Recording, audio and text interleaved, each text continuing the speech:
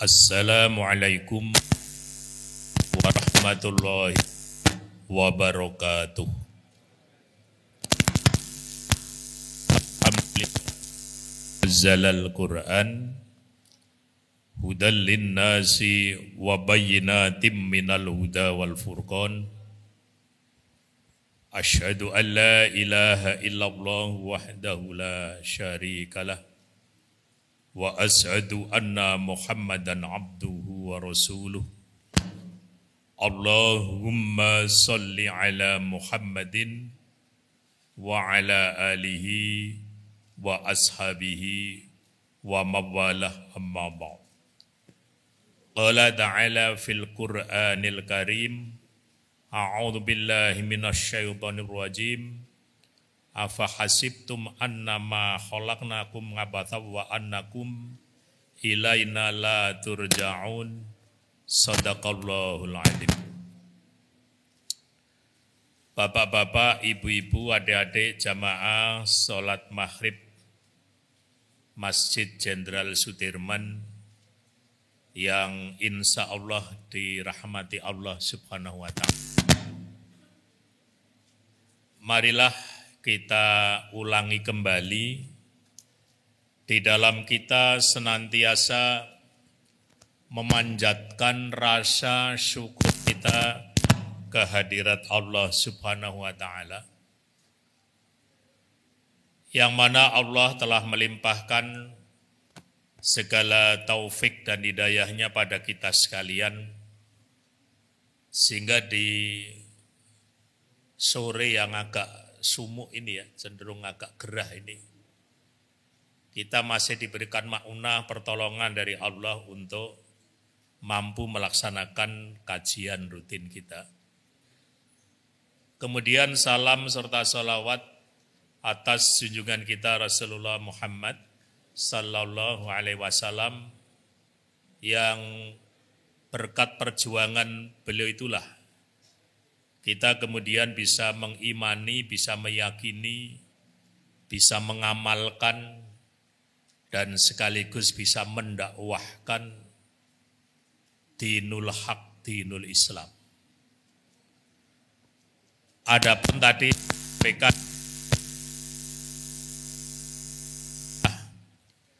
merancang kehidupan masa depan yang lebih bermakna. Ini dilatar belakangi karena sekarang ini banyak manusia yang merasa apa yang disebut dengan istilah sosiologi meaningless. Meaningless itu rasa kehampaan. Tiada harapan untuk hidup masa depan yang lebih baik. Sementara kalau kita membaca di WA kita, itu kan adanya masa depan itu adanya cuman yang runyam semua gitu. Politik ya ruwet gitu ya. Ekonomi ya bubar, apalagi. Moralitas ya immoral gitu ya. Dan sebagainya dan sebagainya. Padahal Islam mengajari kepada umatnya untuk senantiasa optimis di dalam memandang masa depan.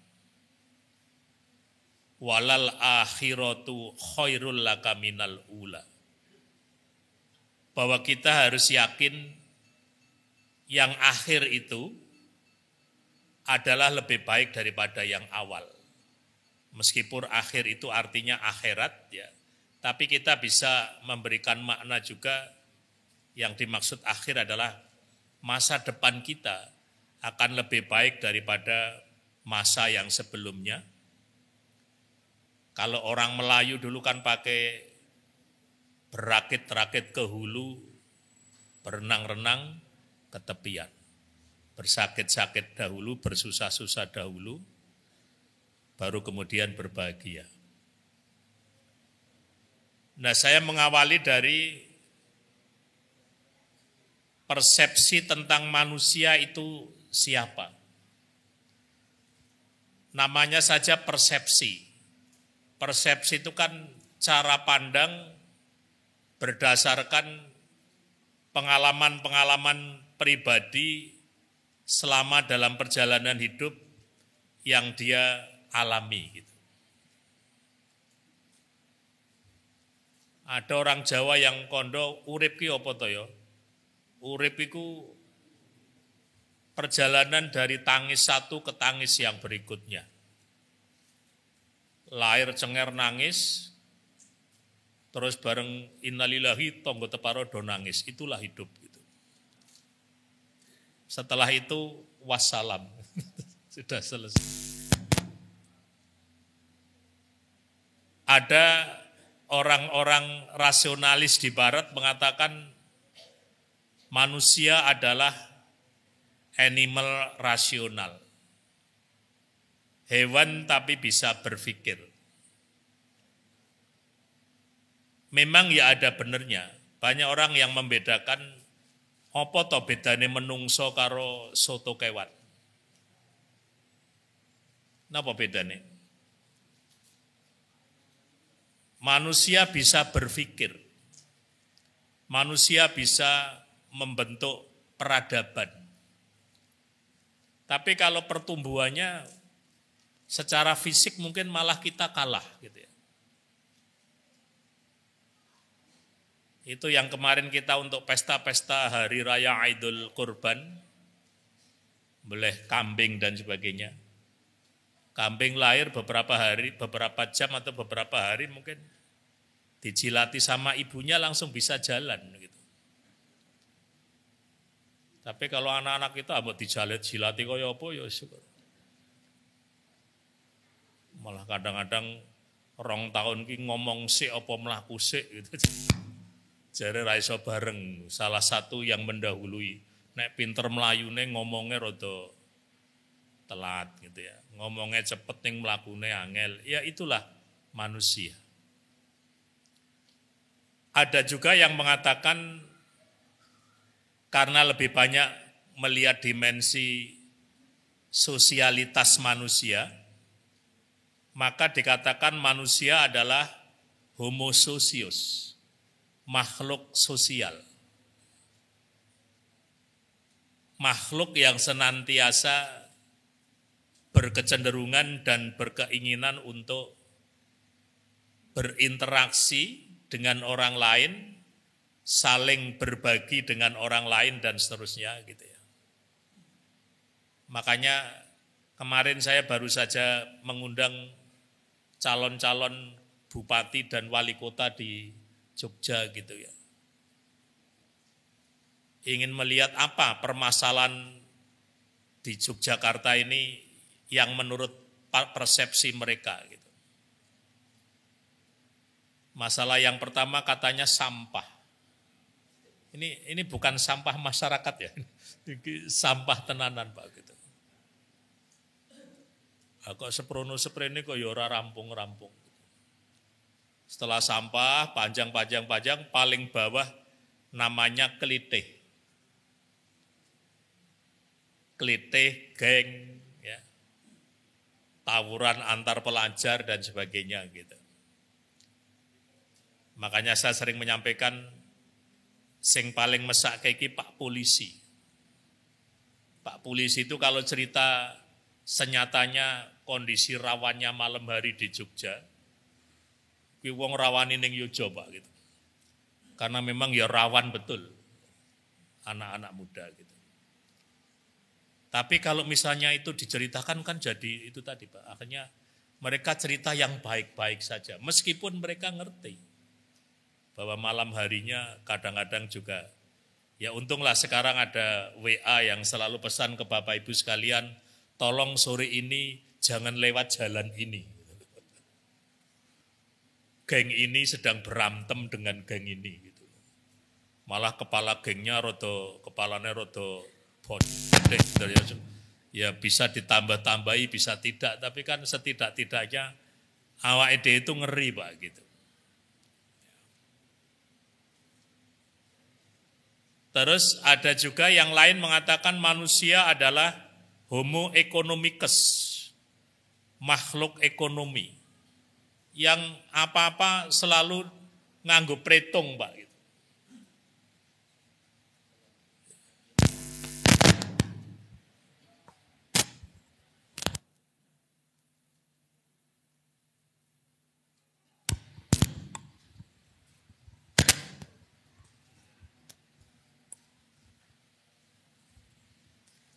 Ya, jadi saya lanjutkan. Homo economicus. Apa-apa selalu dihitung secara rasio benefit and cost. Untung rugi ketika melakukan sesuatu, tapi selalu saja yang menjadi sudut pandang adalah secara material gitu. Makanya ya tidak terlalu keliru ketika ada sosiolog barat namanya Erich Fromm itu pernah mengatakan manusia yang seharusnya dilihat dari dimensi to be-nya sekarang dilihat dari dimensi to have-nya. Manusia yang seharusnya dilihat dari apa yang bisa diperbuat, tapi telah disimplifikasi menjadi apa yang telah dimiliki. Makanya kadang-kadang kalau ada kangen-kangenan temu alumni sekolah-sekolah itu kan kadang-kadang panitianya urik juga gitu. Sing diundang ming alumni sing berhasil dadi wong.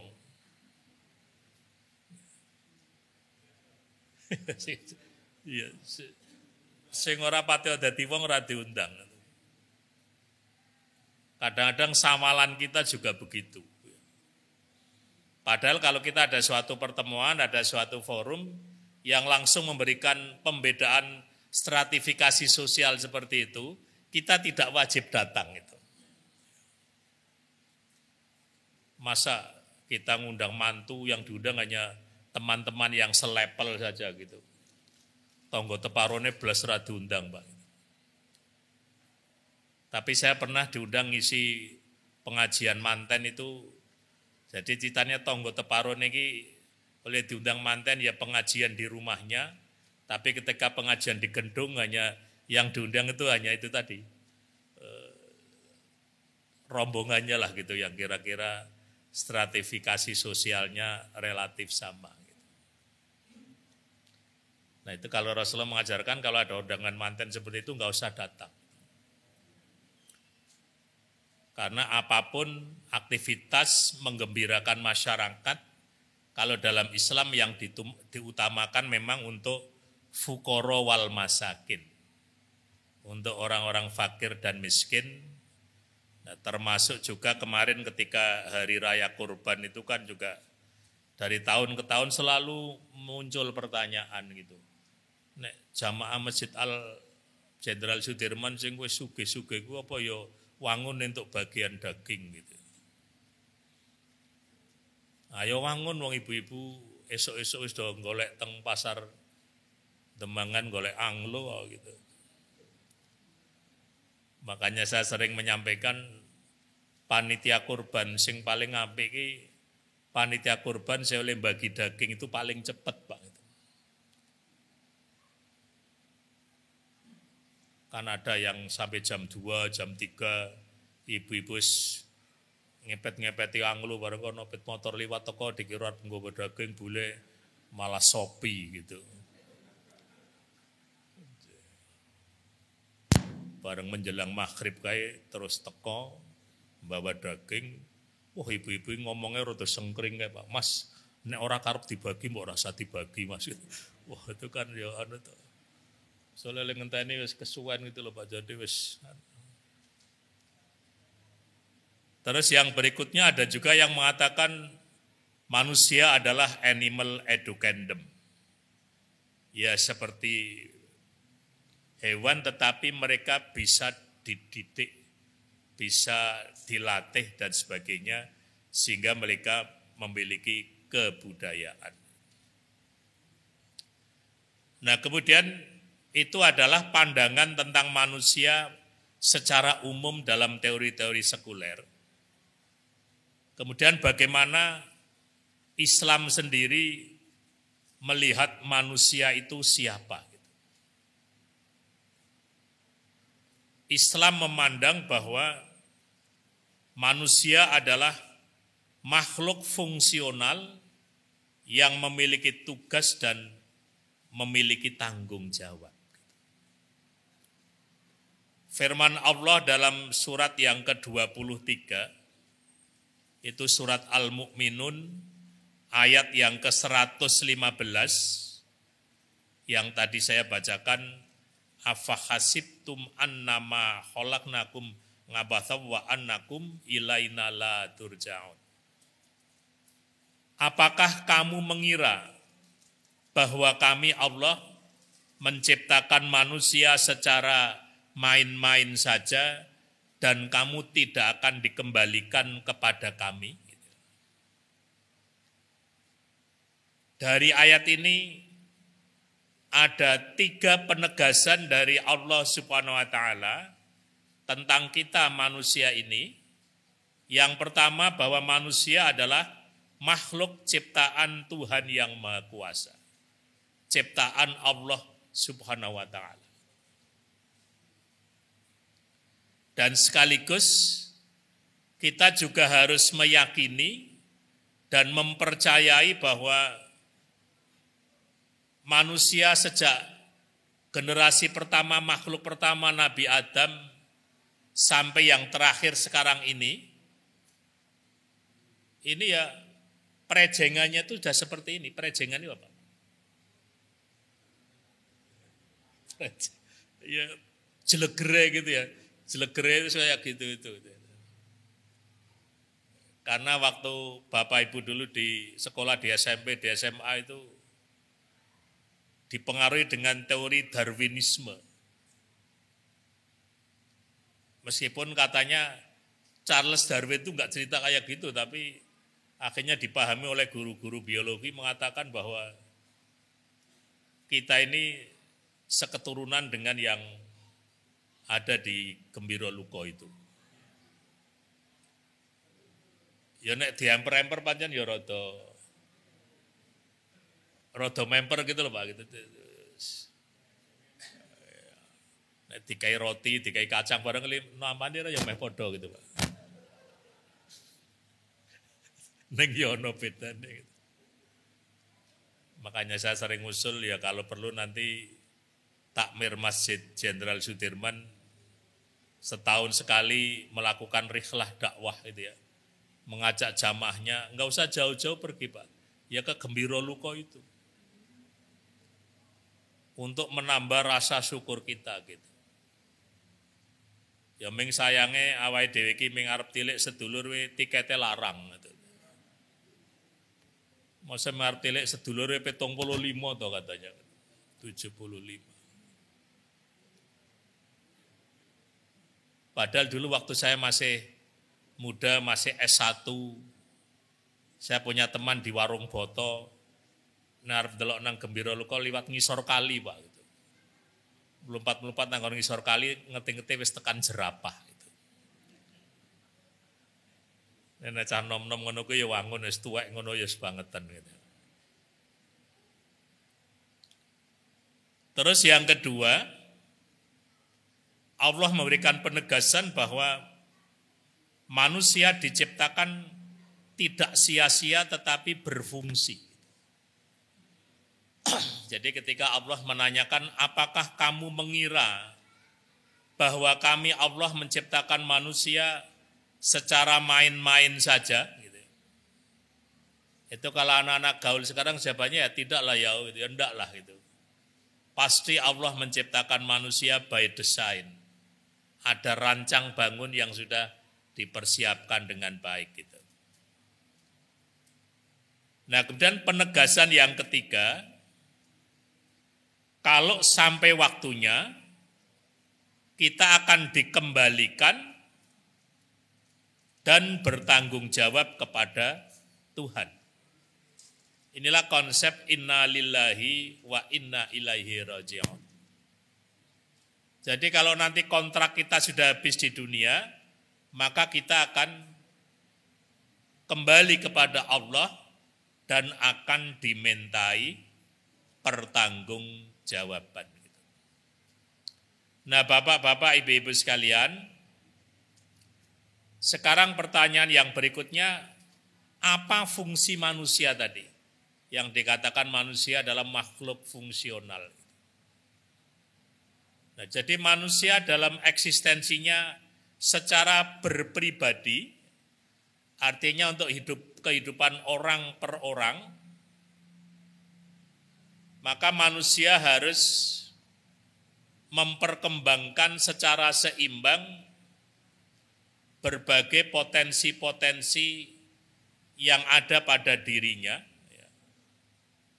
Ada yang namanya perasaan, ada yang namanya pemikiran, ya, kognisi akal, ada juga yang namanya psikomotor atau skill atau keterampilan.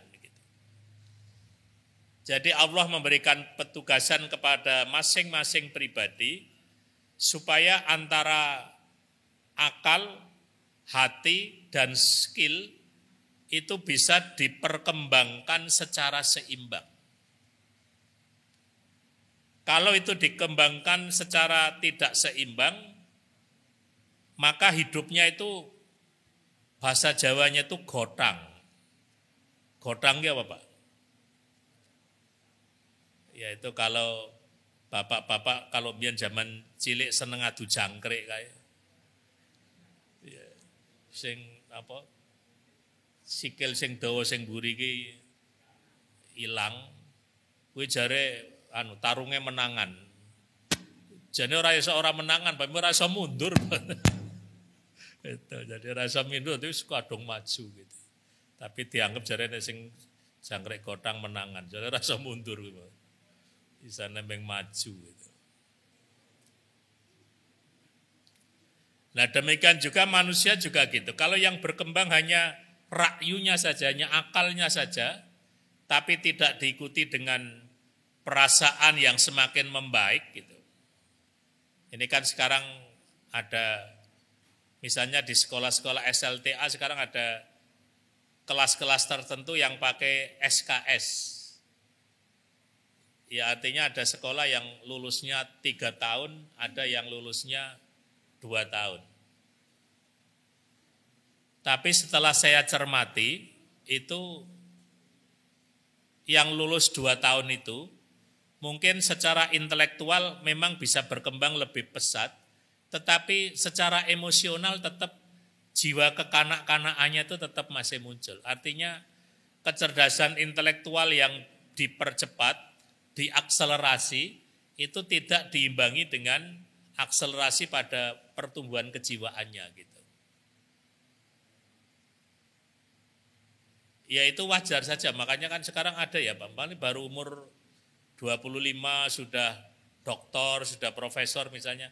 Mungkin intelektualnya iya, tapi bahwa dia masih masa remaja, kekanak-kanakan, itu tetap masih muncul di situ.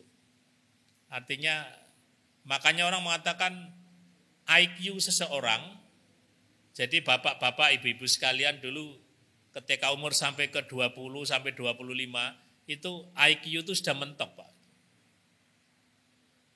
Tidak akan berkembang lagi. Makanya kalau ada orang yang kuliah ngambil S2, S3 barang jenis kuliah sing betul-betul menjiwai dan dirasakan sulitnya itu S1 Pak. Makanya orang selalu dilihat di mana S1-nya gitu. S2 itu hanya dianggap hanya mampir lewat saja gitu. Ono sing 16 sasi lulus barang gitu. Jadi tidak tertanam di situ gitu. Nanti kalau ada tugas-tugas ujian akhir semester, mahasiswa ditanya kalau S2 S3, ini langsung ujian atau take home aja Pak gitu. Dibawa pulang gitu. Karena apa? Engko sing garap anake wedok gitu. Ayo ndelok itu udah mumet ndelok. Lihat angka-angka itu udah pusing gitu. Kemudian manusia dalam eksistensinya hidup dengan orang lain adalah berfungsi pada kehidupan masyarakat, yaitu berlaku baik pada sesama manusia. Dalam ayat lain dikatakan wa ahsin kama ahsanallahu ilaik. Berbuat baik sebagaimana Allah telah berbuat baik kepada kamu sekalian. Nah, bapak-bapak, ibu-ibu sekalian, Kalau kita berbicara tentang hubungan manusia dengan orang lain, itu Rasulullah juga menyampaikan siapa orang yang paling baik. Orang yang paling baik adalah orang yang paling banyak memberikan kemanfaatan kepada orang lain. Makanya disinilah kemudian muncul berbagai filantropi itu, ya. Kegiatan-kegiatan sosial, kemudian donasi secara bersama-sama gitu ya. Misalnya saudara kita di Palestina, kita kemudian beriur bersama dan seterusnya. Itulah yang dimaksud dengan kegiatan-kegiatan filantropis itu. Nah kemudian manusia dalam eksistensinya hidup bersama dengan alam. Berfungsinya manusia pada alam adalah melestarikan alam, melestarikan lingkungan dengan cara yang sebaik-baiknya. Dalam ayat yang lain dikatakan wala tabghil fasada fil ardi innallaha la yuhibbul mufsidin. Dan janganlah suka membuat kerusakan di muka bumi karena sesungguhnya Allah tidak menyukai orang-orang yang berbuat kerusakan. Jadi ini sekarang ini saya nggak tahu persis ya. Besok ini ibu kota mau pindah dari Jakarta ke Kalimantan apa tidak. Tadi berita terakhir Wakil Ketua MPR mengatakan nanti presiden yang baru dilantik tidak di Kalimantan tapi di Jakarta. Ini paskibraka sudah dilatih katanya mau dibawa ke Kalimantan. Ada yang tidak mau berangkat Pak. Wedi dicokot lemut Pak. Iya. Jadi kalau misalnya Kalimantan Timur menjadi ibu kota negara, tapi kalau anggota DPR RI podora gelem rono ki njuk kepiye gitu. Apa diganti Jamaah Masjid Sudirman pindah ke sana semua gitu. Ini masih tarik ulur gitu. Kelihatannya nanti memperingati kemerdekaan RI 17 Agustus, kelihatannya nanti tetap menjadi dua. Ada sebagian di Jakarta, ada sebagian yang ngeyel di Kalimantan itu.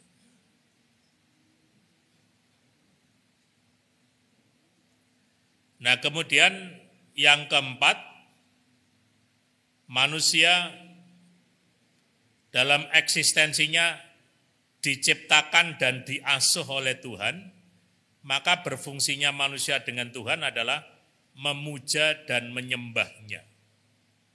Wa ma khalaqtul jinna wal insa illa liya'budun. Oleh karena itu, bapak-bapak, ibu-ibu sekalian, ibadah dalam Islam adalah unsur mutlak dalam kehidupan beragama. Kenapa manusia itu beribadah kepada Allah? Karena secara naluri manusia itu memiliki kepercayaan kepada Tuhan, kepada sesuatu yang lebih kuat, lebih hebat daripada kita gitu. Manusia rindu untuk memuja, menyembah dan mengabdi kepada Tuhan, tapi nyatanya dalam kehidupan sehari-hari itu yang namanya sesembahan itu banyak gitu. Bahkan sekarang ini mulai ada kelompok-kelompok masyarakat di Indonesia atau di masyarakat Jawa yang ingin mengembalikan kepada agama-agama leluhur gitu ya. Agama Islam dianggap sebagai agama impor dari Timur Tengah dan sebagainya begitu. Agamanya Sabdo Palon katanya. Nah karena manusia tidak memiliki kemampuan untuk mengenal siapa Tuhannya, maka diutuslah seorang Rasul yang membawa ajaran, yang mana ajarannya itu memberitahu siapa yang berhak disembah dan bagaimana caranya ibadah, ya, dalam bagaimana cara menyembahnya itu. Jadi semua nabi itu adalah menyampaikan ajaran, memberitahu kepada manusia siapa yang harus disembah dan bagaimana tata cara menyembahnya. Makanya ayat yang mengatakan wa ma khalaqtul jinna wal insa illa liya'budun, beribadah ada yang ibadah dalam pengertian umum, tapi ada ibadah dalam pengertian khusus, yaitu ada caranya dan tidak boleh diubah. Ibadah mahdhah itu ibadah yang tata cara atau kaifiyatnya tidak boleh dirubah karena sudah baku dari Allah Subhanahu wa taala. Nah, kemudian sebagai penutup kajian kita pada sore ini, Bapak-bapak, Ibu-ibu sekalian, bahwa manusia hidup ini berkaitan dengan menyembah kepada Allah, beribadah kepada Allah, secara etimologi, secara kebahasaan, ibadah itu artinya pengabdian. Sedangkan secara terminologis, ibadah adalah pengabdian dengan menyerahkan diri kepada kehendak dan ketentuan Allah untuk memperoleh ridhonya.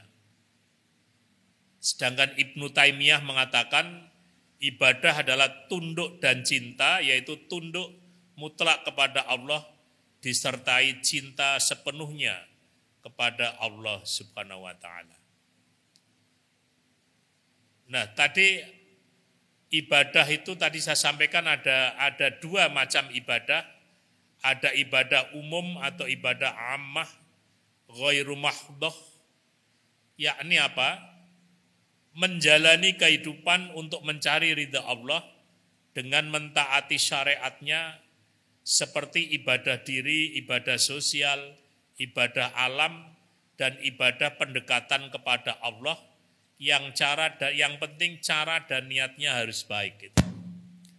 Jadi ibadah umum atau ghairu mahdhah itu apapun aktivitas yang kita lakukan, asal cara dan niatnya baik, itu akan dikatakan sebagai suatu ibadah kepada Allah yang akan berpahala di sisi Allah Subhanahu wa taala. Sedangkan ibadah khusus atau ibadah mahdhah adalah ibadah yang macam dan caranya telah ditentukan syarak, ya, ditentukan oleh Allah dan Rasul-Nya, seperti kita bagaimana berwudu, bagaimana cara kita sholat, bagaimana kita puasa, bagaimana kita zakat, bagaimana kita haji, dan lain-lain yang semuanya itu kaifiyat atau tata caranya sudah diatur secara qat'i oleh Allah dan Rasul-Nya, dan kita tinggal sami'na wa ata'na. Ada 6 prinsip dalam beribadah mahdhah itu. Yang pertama, yang berhak disembah hanya Allah Subhanahu wa taala. Yang kedua, ibadah tanpa wasilah, tanpa perantara, langsung kepada Allah. Yang ketiga, ikhlas sebagai sendi ibadah yang akan diterima. Yang keempat, ibadah harus sesuai dengan tuntunan. Yang kelima, memelihara keseimbangan antara unsur rohani dan jasmani, dan yang terakhir adalah mudah dan meringankan. Demikianlah yang dapat saya sampaikan, Bapak-bapak, Ibu-ibu sekalian. Mudah-mudahan memberikan manfaat dan kita akan semakin mendekatkan diri kepada Allah, dan semoga apa yang kita lakukan pada sore dan malam ini senantiasa mendapatkan ridho dari Allah SWT dan dicatat sebagai suatu ibadah kepadanya, sehingga berpahala di sisi Allah SWT. Terima kasih. Assalamualaikum warahmatullahi wabarakatuh.